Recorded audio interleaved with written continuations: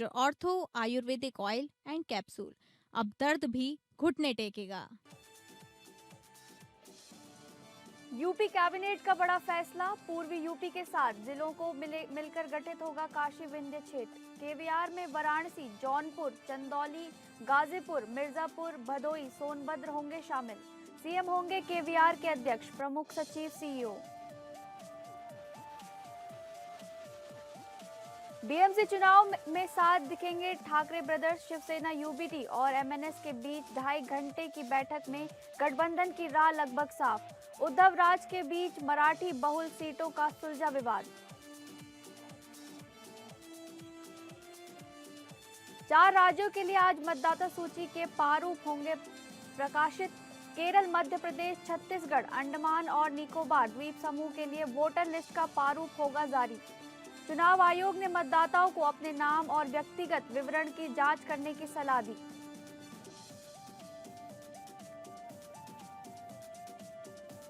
अरावली मामले पर supreme court में फिर हो सकती है सुनवाई। पर्यावरण कार्यकर्ता और वकील हितेंद्र गांधी ने सीजीआई और राष्ट्रपति को लिखा पत्र। पत्र में 100 मीटर टेस्ट नियम की समीक्षा की मांग।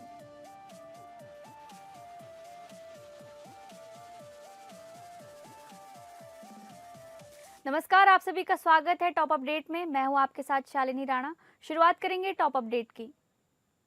पूर्वी यूपी के 7 जिलों मिलाकर बनने वाली है काशी विंध्य क्षेत्र। यूपी कैबिनेट ने पूर्वांचल के विकास के लिए 7 जिलों को मिलाकर काशी विंध्य क्षेत्र बनाने की घोषणा की है। राज्य राजधानी क्षेत्र यानी एससीआर की तर्ज पर सरकार ने काशी विंध्य क्षेत्र केवीआर का गठन करने का फैसला किया है। इसमें वाराणसी और विंध्याचल मंडल के 7 जिले वाराणसी, जौनपुर, चंदौली, गाजीपुर, मिर्जापुर, भदोई और सोनभद्र शामिल होंगे। सभी संबंधित जिलों को एक आर्थिक गतिविधियों के जोन के तौर पर विकसित किया जाएगा। केवीआर के गठन को कैबिनेट ने मंजूरी दे दी है। प्रस्ताव के मुताबिक केवीआर के गठन से पूर्वांचल के इन 7 प्रमुख जिलों के विकास में तेजी आएगी। इसके गठन के बाद काशी विंध्य क्षेत्र में आने वाले जिलों में गुणवत्तापूर्ण नागरिकों को सुविधाएं दी जाएंगी। इससे क्षेत्रीय विकास को बढ़ावा मिलेगा और सुनियोजित विकास के साथ रोजगार का रास्ता खुलेगा। काशी विंध्य क्षेत्र की मौजूदा आबादी 2 करोड़ के आसपास बताई जा रही है।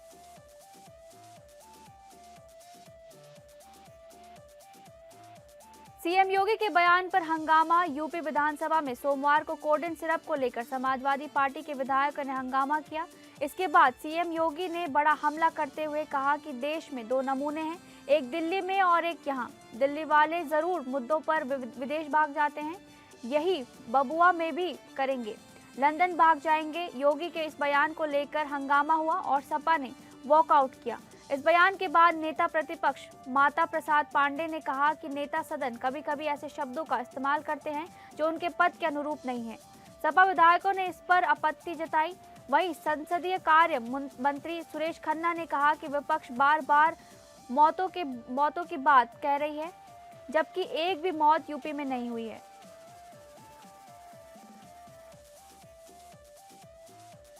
कफ सिरप को लेकर सीएम योगी ने सदन में जवाब दिया। उन्होंने कहा कि नकली दवा में मौत होने की कोई जानकारी सरकार के संज्ञान में नहीं आई। यूपी में कोडेन के सिरप स्टॉकिस्ट और होलसेलर हैं, यहाँ प्रोडक्शन नहीं होता। मौत के मामले दूसरे राज्यों से आए हैं। मौत से जुड़े मामले तमिलनाडु में बने कफ सिरप से सामने आए हैं।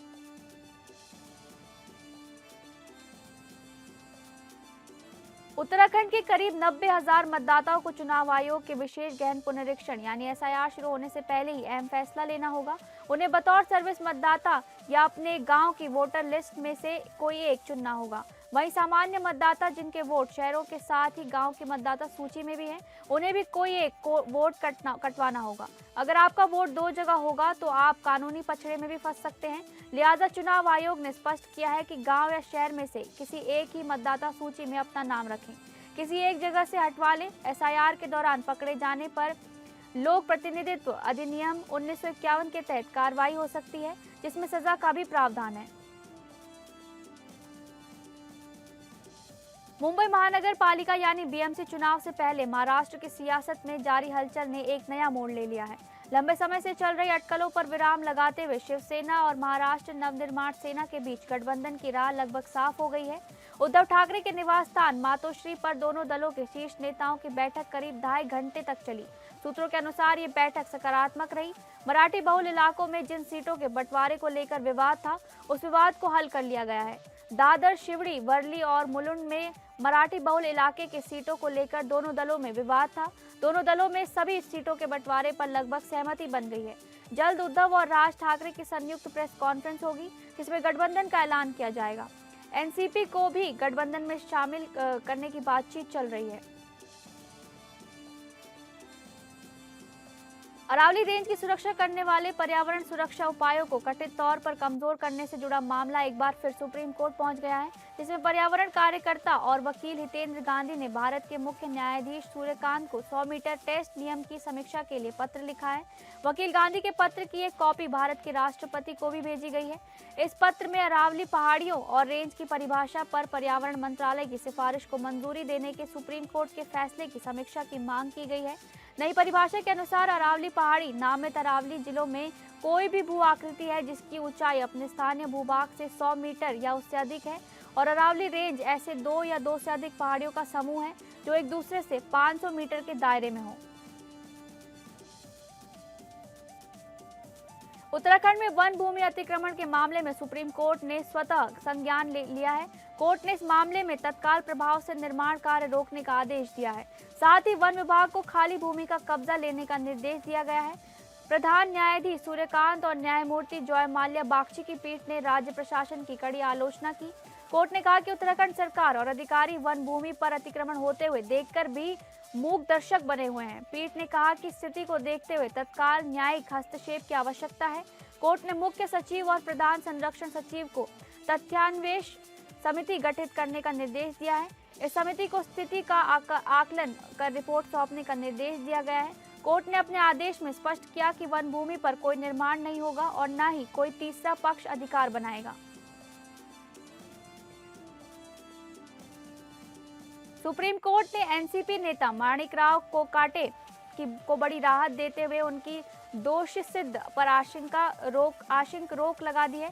कोर्ट ने कहा कि इस रोक का मतलब ये नहीं होगा कि कोकाटे किसी लाभ के पद पर बने रह सकते हैं, लेकिन उन्हें विधायक के रूप में अयोग्यता का सामना नहीं करना पड़ेगा। चीफ जस्टिस सूर्यकांत और जस्टिस जॉय माल्या बागची की खंडपीठ ने बॉम्बे हाई कोर्ट के उस आदेश को चुनौती देने वाली कोकाटे की याचिका पर नोटिस जारी किया है, जिसमें उनकी सजा तो निलंबित कर दी गई थी, लेकिन दोष सिद्ध पर रोक लगाने से इनकार कर दिया गया था। सुनवाई के दौरान जस्टिस बागची ने टिप्पणी की कि झूठी घोषणा मात्र से किसी दस्तावेज को जालसाजी नहीं कहा जा सकता और दोष सिद्धि में एक मौलिक त्रुटि प्रतीत होती है। हालांकि खंडपीठ ने यह भी स्पष्ट किया कि दोष सिद्ध पर दी गई राहत के बावजूद कोकाटे को किसी लाभ के पद पर बने रहने का अधिकार नहीं होगा।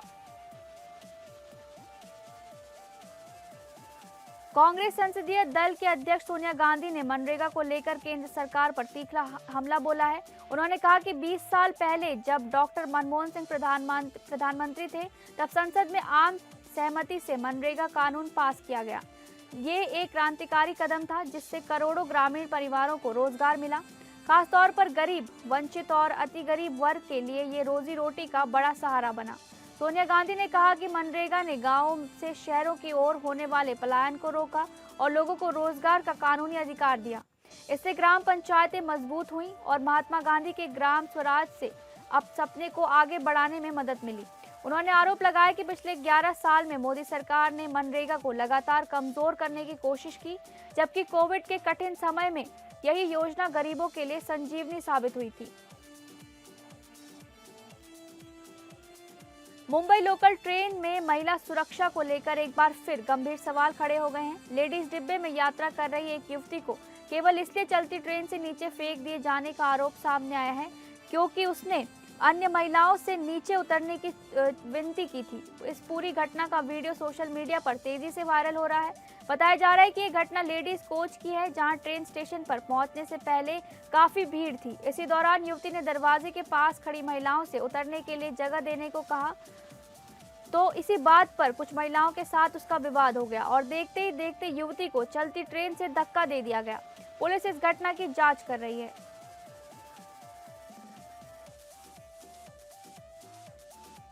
बांग्लादेश में हिंदुओं पर हो रहे अत्याचार और एक हिंदू की निर्मम हत्या के विरोध में विश्व हिंदू महासंघ के पदाधिकारियों ने जन आक्रोश रैली निकालकर विरोध प्रदर्शन किया।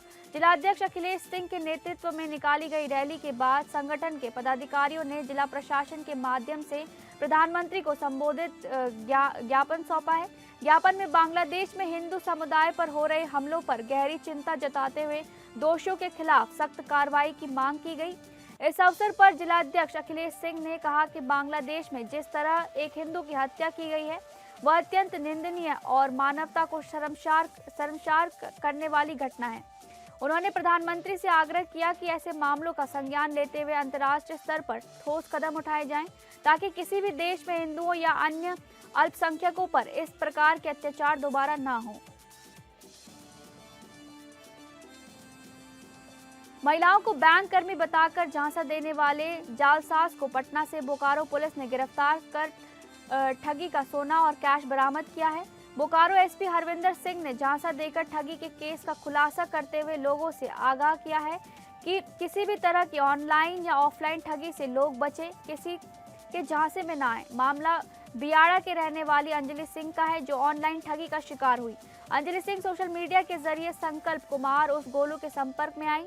संकल्प कुमार ने अपने आप को बैंक कर्मी बताकर अंजलि सिंह को झांसे में लिया और शादी करने का भरोसा दिलाते हुए विश्वास जीतने का काम किया। अंजलि ने संकल्प कुमार को कुछ सोने के जेवर बैंक में जमा करने के लिए दिया, लेकिन मौका देखकर संकल्प कुमार जेवर लेकर फरार हो गया। उसे फतुआ में देखने की सूचना मिली तो बोकारो पुलिस की एक टीम वहां गई और उसे गिरफ्तार कर लिया गया। गौतम बुद्ध नगर में किसानों की विभिन्न मांगों को लेकर भारतीय किसान यूनियन की ओर से यमुना एक्सप्रेसवे के 0 पॉइंट पर महापंचायत का आयोजन किया गया। महापंचायत में गौतम बुद्ध नगर सहित कई जिलों के किसान शामिल हुए। किसान नेता राकेश टिकैत भी महापंचायत में पहुंचे और किसानों की मांगों को लेकर सरकार और प्रशासन के खिलाफ हुंकार भरी।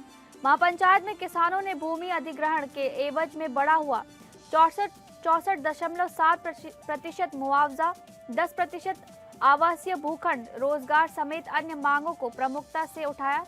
इसके साथ ही जेवर में बन रहे नोएडा इंटरनेशनल एयरपोर्ट से प्रभावित और विस्थापित किसानों को विस्थापन नीति के तहत उचित प्रतिकर और मुआवजा देने की मांग की गई।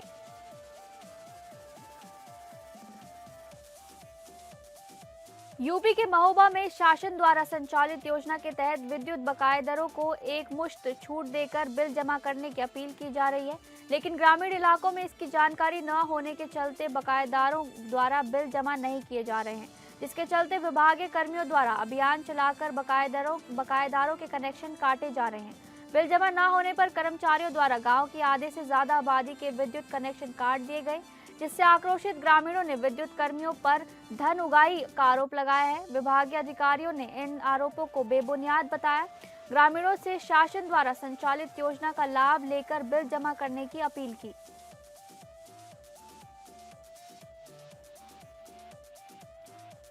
कासिया थाना क्षेत्र के कसाया नगर स्थित देवरिया रोड पर बने होटल में पुलिस ने छापेमारी की। कार्रवाई के दौरान होटल से 4 युवतियां और 5 युवक आपत्तिजनक स्थिति में पाए गए। पुलिस के अनुसार होटल में देह व्यापार से जुड़ी गतिविधियों की सूचना के आधार पर यह छापा मारा गया। पुलिस ने मौके से कुल 4 युवतियों और 5 युवकों को पकड़ा। पुलिस के मुताबिक जांच में होटल में अनैतिक देह व्यापार संचालित होने की सूचना मिली थी। कैमरों से कई आपत्तिजनक सामान भी बरामद किए गए हैं, जिन्हें साक्ष्य के तौर पर जब्त कर लिया गया है। सभी पकड़े गए लोगों को हिरासत में लेकर थाने लाया गया है, जहां उनसे पूछताछ की जा रही है। फिलहाल पूरे मामले की जांच में जुटी हुई है पुलिस और होटल संचालक की भूमिका की भी पड़ताल की जा रही है। सीतापुर में 2 पुलिसकर्मियों का शराब और गांजा पीते हुए वीडियो वायरल हुआ है। वीडियो में दिख रहे सिपाही सकरन थाने में तैनात हैं। अधिकारियों ने वायरल वीडियो की जांच के आदेश दिए हैं।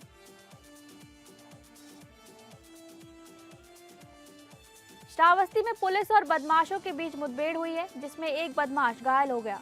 पुलिस ने 3 बदमाशों को पकड़ा है, जिनमें से एक पर 25,000 का इनाम था। ये बदमाश कई मामलों में वांछित थे। पुलिस आगे की कार्रवाई कर रही है। पुलिस की अग्रिम विधिक कार्रवाई जारी है।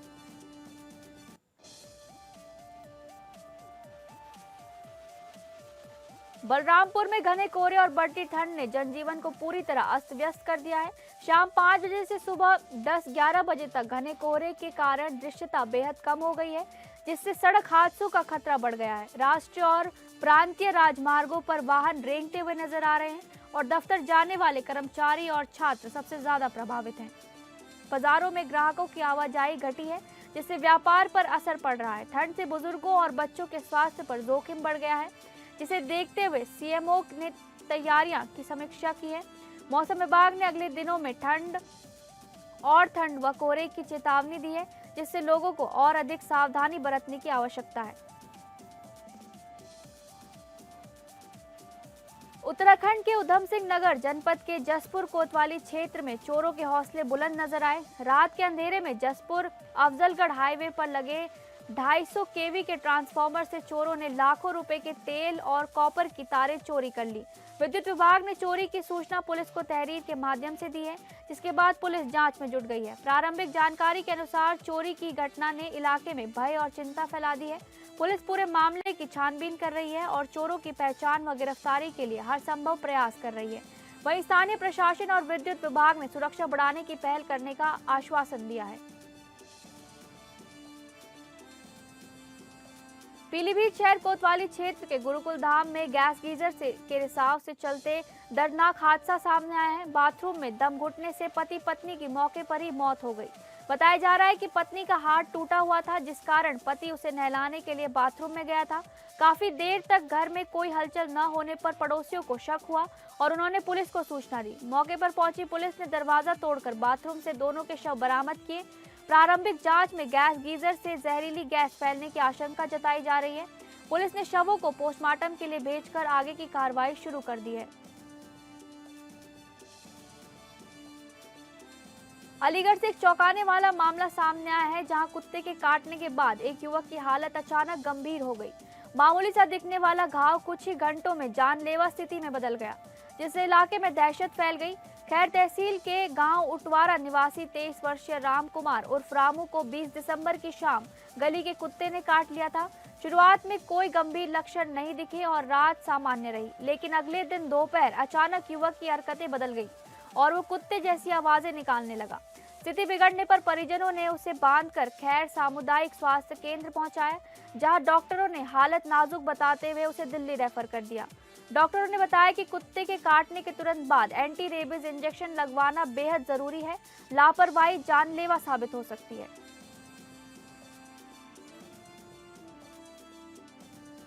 पहाड़ से लेकर मैदान तक समूचे उत्तराखंड में जंगली जानवरों के हमले लगातार जारी हैं, जिसमें सबसे ज्यादा खतरा स्कूली बच्चों को है, जो रोजाना अकेले सफर करते हैं।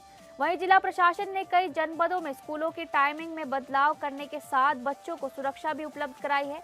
दूसरी तरफ वन विभाग के मुखिया का कहना है कि हर स्थिति पर नजर बनाई गई है। संभावित स्थानों पर पिंजरे लगाने के साथ ही अतिरिक्त स्टाफ को भी फील्ड में उतारा गया है। इसके अलावा प्रभागीय वन अधिकारियों को आवश्यक कार्रवाई के दिशा निर्देश भी जारी किए गए हैं।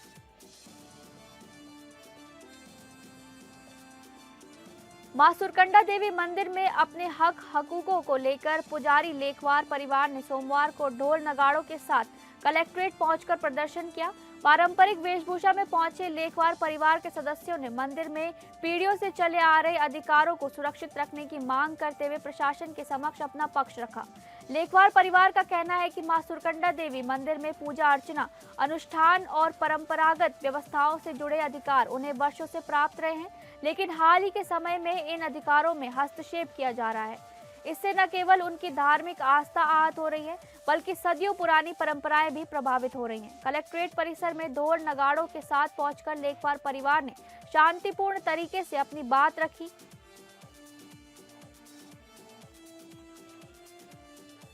उत्तराखंड राज्य स्थापना दिवस की रजत जयंती वर्ष के अवसर पर मसूरी में आयोजित होने वाले विंटर लाइन कार्निवल को भव्य बनाने के लिए प्रयास किए जा रहे हैं, जिसको लेकर पूरे शहर में सजावट का कार्य शुरू कर दिया गया है। 24 दिसंबर से विंटर लाइन कार्निवल का आगाज होगा, जिसमें पहली रात्रि को पहाड़ के गांधी इंद्रमणि बदूनी की जीवनी पर बनाई गई डॉक्यूमेंट्री फिल्म प्रदर्शित की जाएगी। वहीं माधव सिंह भंडारी नाटक का मंचन किया जाएगा। इसके अलावा स्थानीय कलाकारों द्वारा प्रस्तुति दी जाएगी। मसूरी मॉल रोड पर फूड फेस्टिवल का भी आयोजन किया जाएगा, जिसमें पहाड़ी व्यंजनों को परोसा जाएगा। वहीं पहाड़ की संस्कृति, वेशभूषा और गीत संगीत से पर्यटकों को रूबरू कराया जाएगा।